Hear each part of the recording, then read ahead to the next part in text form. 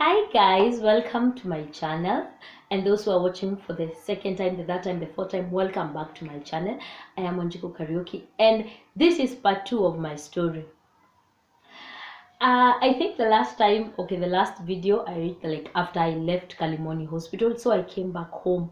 So when I came back home, like obviously the entire, as in our village is small, like Miremaini is not, it's big but it's not too big, so stories will really spread faster. So I remember my dad pressuring me, like telling me go to the police station, get a P3, and my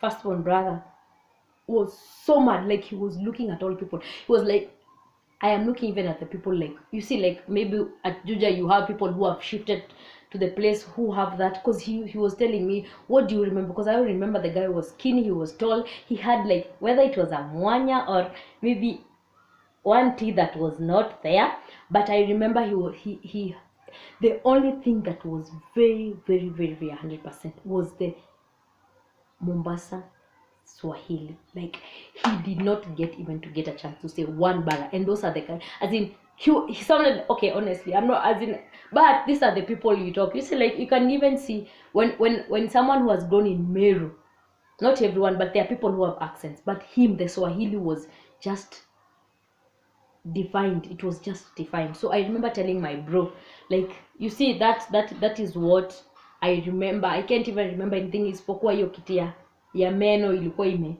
ni kama meno imetoka ama iko na space kubwa kama mwanya hivyo, but it wasn't on the center, it was on the side, because I really remember it even today. So I remember when we were walking, okay, I hadn't, me, you see, our home in Juja, we haven't stayed for long. So I remember even as we were walking in town, people never knew, okay, this was between like me and my sister, so people never knew who it really was. They were saying maybe it's my sister. They don't know, because people never knew me, because I hadn't stayed in Juja. I only stayed by the in Juja for like 3 months. Like I have stayed on a continuous stay for 3 months only. So people did not know me, because I used to be like work home. If you know me, you know that I don't get to like, not unless I know you on a personal level. I am really talkative, but I also think I am also reserved to some point. I also love my privacy. That is something I have discovered with time. I don't like being alone, but I love privacy. So even in Juja, at our home in Juja, people never used to know me. People just to see, oh, sister Yanani, like that. So I remember I went to Juja police station, and even in Juja police station now I was told to bring the clothes. You see, now this is something that you keep on reminding you. I remember when I went to the Juja police station, I remember I also met another police. He was a man. I don't know if the name was Kipchoge, but I remember he was a Kali. So first I was taken to a room, and now I'm being told I am writing a statement. So I have to repeat like the ordeal, like from word to word, the way I've given you, from word to word.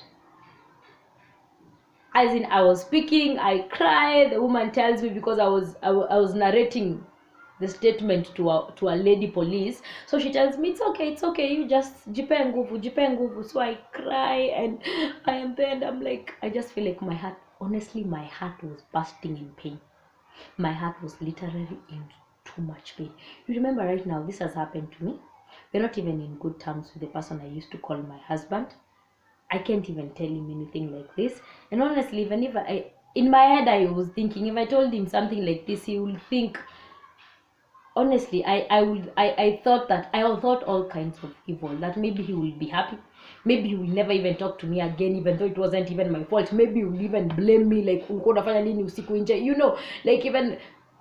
But after I finished narrating, as in, I was like, I did not even have time to think.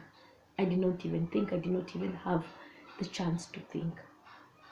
So I remember one of the policemen telling me, that policeman, he told me, I will tell you this for a fact, that you will really want to report this, you will really want to say this, as in to move on with this. But the worst part about this, we are looking for someone who we do not even know.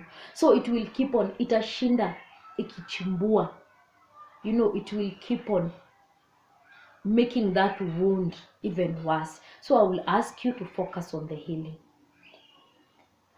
And I left the police station, and honestly, I never came back. That was now 29th. That was on 29th, and I never came back. I tried. Like I used to try. Then I remember some of my friends visited me. My friend Annie visited me. My sister visited me. I talked to some people. There are only people that I told about this. There was an ex of mine I used to talk to at that time. I remember I called him, and as in because we used to talk.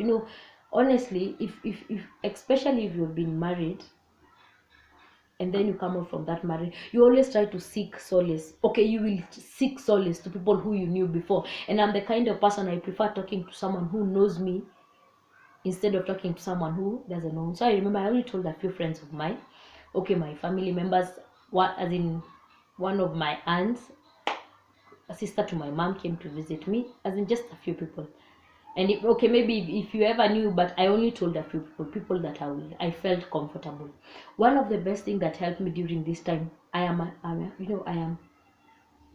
someone who's talkative. I am someone who is always talking and telling people, like you see, like I always talk my problems out. So that's why I've never gotten pressure, all those kind of things. But let me tell you guys, this pain was too much. It was too much for me.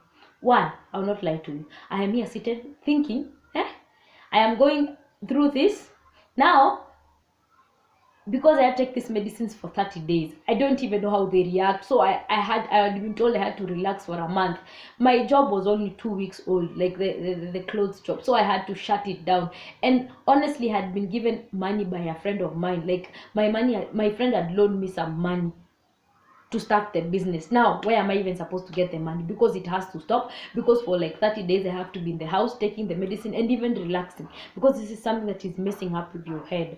So I was in so much pain. I remember asking God. I remember even looking at my daughter, and she did not give me even the strength to survive, because I remember after my mom passed on, after I read my mama's stories, that is a story of another day. I will tell you after I read the papers, like the paperwork after the bomb blast.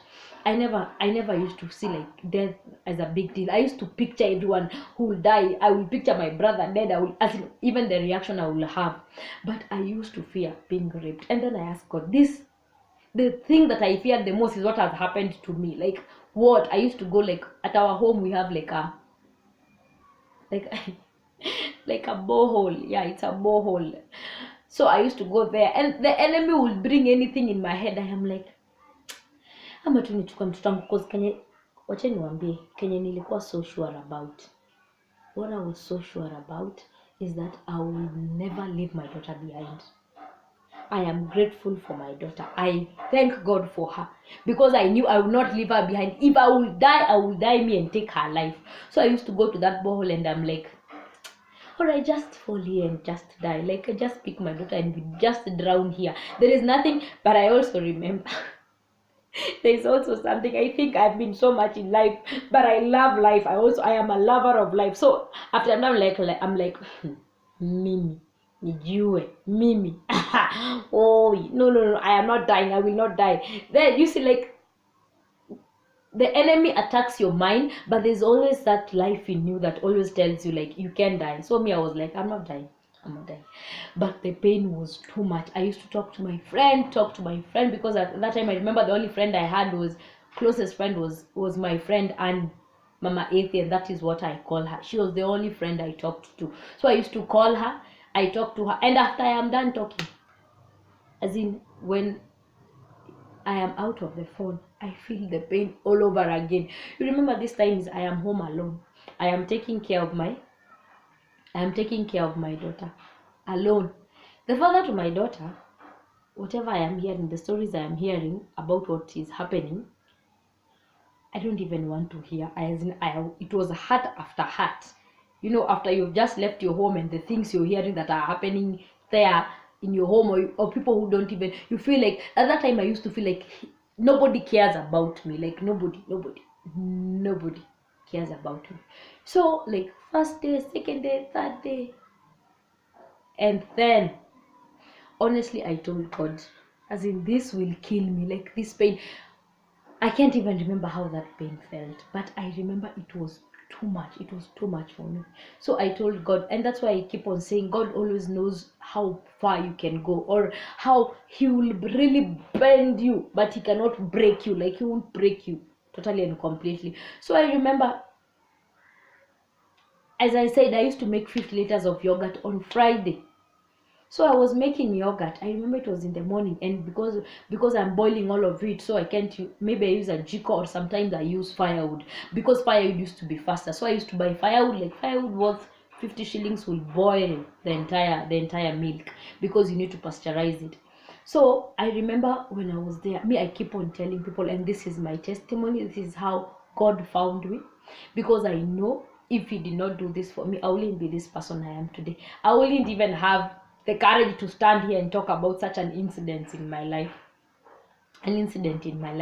So I remember when I was putting on the fire, I just asked myself, I got a conviction, because that is what I say. I got a conviction. I asked myself, God, I lost my mom at 8.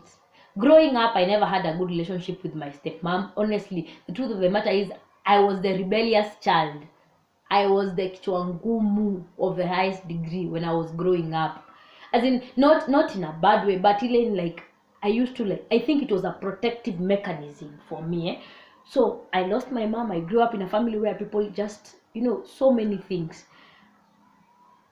I went to campus, I finished campus, I got married, I got a kid, I came out of this marriage, and then now I got raped, and I am still alive. That was my point, and I am still alive. What does that mean? I just asked myself one question. What does that mean? That God still wants me alive, that He still has a purpose for my life. And then I confessed with my mouth. I told Jesus, from today henceforth, I am living my life for you. I will not do anything for anyone. I am living my life for you. And let me tell you, people, the minute I said those words with my mouth, I keep on saying, I cannot explain this, but the minute I said that, I felt like, wacha niwape hiyo feeling. Kweli wa mambo, hata siwezi explain. Ushaikunywa Fanta orange baridi ukiwa na njaa? Combination ya eating your best food, combination ya having an orgasm, it cannot even be explained. That is just the truth. People don't talk the truth. People are always here. Combination ya everything. The pain disappeared instantly. I felt, how people sing, Mwana kyoyo oiwagatia kumawai gamerigove. Like I was carrying a load on my back like this, and then it was like, by the way, people, I'm telling you, this is my testimony. I had an encounter with God. The minute I told God that I am living my life for you, I will never look back. The fact that I am alive, the fact that I have been through fire, I am putting everything down for you. I will not live for anyone else. I will not live my life for myself. I am living my life for you. And people, let me tell you, that was my turning point. That was how God found me. He found me at a pit that I was dying. I did not feel any pain. I remember my bro came and I told him, Kongo, mimi kwanza leo naishi maisha yangu for Christ. I am not living my life for anyone else. Kama go through kenye go through na bado niko hapa, I am living my life for God. I am living my life for Christ. Enjoy life ya dunia, wacha nione kwenye Mungu atanipeleka. The fact that I am still alive, the fact that I have gone through. And let me tell you, people, that was my turning point. I used to drink alcohol, but I was never a fan of alcohol, because that is a story of another day. I used to listen to secular music. I used to love dancehall with every bit of my heart. Like, I love dancing. If you know me, you know I am a very good dancer. As in, me, I tell people, God gave me 360. Like, 360, head to toe, heart, soul, everything. Like, all the pain was over. Back I was doing like this. Like, am I numb? Because I can no longer feel the pain. I can no longer feel the pain.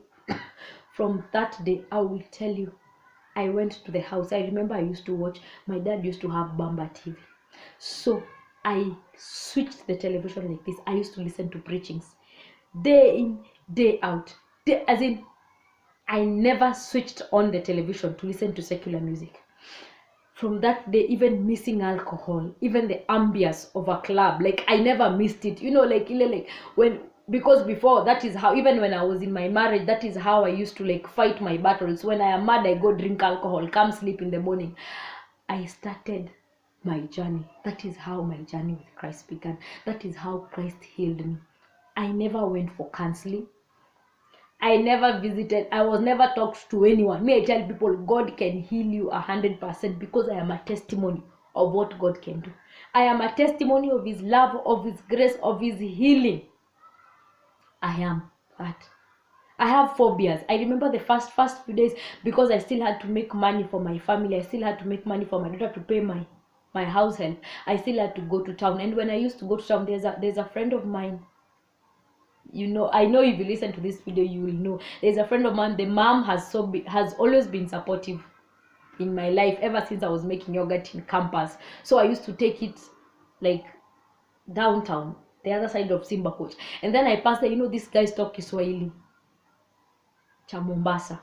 I get mad. I used to get mad. I was like, when they say hi to me, I was so mad. Like, I was so mad. It used to like piss me off. Even right now, I have phobias. Okay, one of the phobias I have is when someone, like, if you're my friend and you listen to this, don't ever do that to me, because I will get mad at you.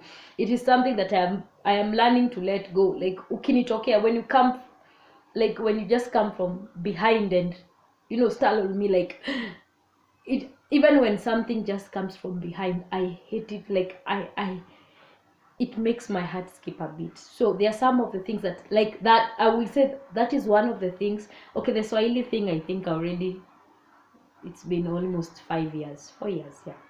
So the Swahili thing doesn't even bother me anymore. But I have phobias, and I look at people, and I know people have gone through so many things. And I know even women who have gone through rape, and you don't even know what you're supposed to do, or even to talk to. Because I remember, even after I talked to my dad, one of the things, he was so mad until even some words he said to me, like, he was turning against me, like, oh, maybe some words he said that was not pleasing. So maybe you're fair, you went through an ordeal like mine. Me, I will tell you, I know counseling helps. People heal in different ways. But I will tell you, if there is one man who can do it for you with not asking anything in return, no money, no nothing, his name is Jesus Christ. Because people, he did it for me. He healed me. One of my worst fears, he healed me. And I am here because of him. I glow because of him. I don't glow because I have money. I don't glow because I have made it in life. By the way, I am still figuring out what I even want to do in my life, other than helping people, other than being a shield to someone who doesn't even have someone to talk to. But I know that it takes a step, and it takes a step when you open your mouth and you call upon the name of Jesus. He will never let you down. Men will let you down, because I'm telling you, I used to talk to my friends, but I didn't feel any relief, as in I would feel relief on that moment, but I did not feel any relief. But when I called upon this God, I called upon this man named Jesus, and I decided that I will live my life for him, because I have nothing else to live. Because I remember telling him to give me a chance to live when that man was assaulting me, when that man was raping me. I remember telling God to give me a chance, and he gave me a chance. And he only needed 15 days to convict me. Because what was ahead of me, he knew. Let me tell you, God always knows what he can want to, like, the fire he will make you go through. Because the journey that is ahead of you, you need to be strong. Because if you can be strong, it will kill you. And the journey that was ahead of me was even bigger and better. Not to break me, but to make me a diamond. Thank you guys for listening. There is still so much after my testimony.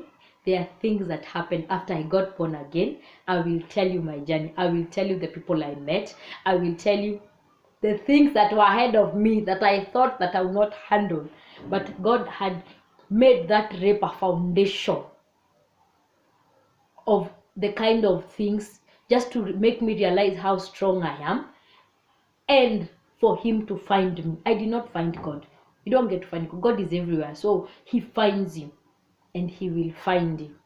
So even as you listen to my testimony, I hope this heals you. I hope you can talk to me. If you get a platform you can give me to talk to people, I am well and I am ready to speak to people, to speak to girls, to talk to girls, to tell them that God is able. God is able to do over and abundantly what you expect, and everything works for your good, by the way. Even if the enemy will never attack you if God hasn't allowed him, because God allowed him. He knew this, he pre-knew this, even before I was formed in my mother's womb, and he knew that is the reason that he will make me transform. Because sometimes when you go through your worst fears, you get to realize, you get to appreciate life, you get to appreciate what you have. So I am grateful. Thank you guys for listening to me. Thank you guys for supporting me. And I am good. If I did not even shed that tear, you see, if I will cry right now, I will cry because of the goodness of the Lord in my heart, because I will not give it to anyone else. Christ is the reason. His name is Jesus Christ. He is the Son of God. He is the reason I am a free woman. He is the reason that I have scars to show. And he is the reason I will testify to all of you that he heals. He heals even the things that the world will think that can't. It is impossible. But with Christ Jesus, everything is impossible. Thank you. Even as we walk this journey with you, thank you guys. I am blessed that you listen to this testimony. Share it. It may help someone. And even after you're done finishing listening to this testimony, please subscribe. Hit that subscription button. Thank you guys. And have a good day, or even if it's evening, you listen to this, have a good evening. God bless you. I love you. Jesus Christ loves you. He died for you on the cross. Everything, bring it to the altar. Bring it to the feet of Jesus, and he will help you. It does not matter whether it is addictions, whether it is that hurt, that pain. And do you know what? One of the things that I've known in the last 5 years of my life, or 4 years of my life, that healed people heal people. So I'm doing this so that I can heal you also. Thank you guys. Bye bye, and thank you for watching. Please subscribe, and share.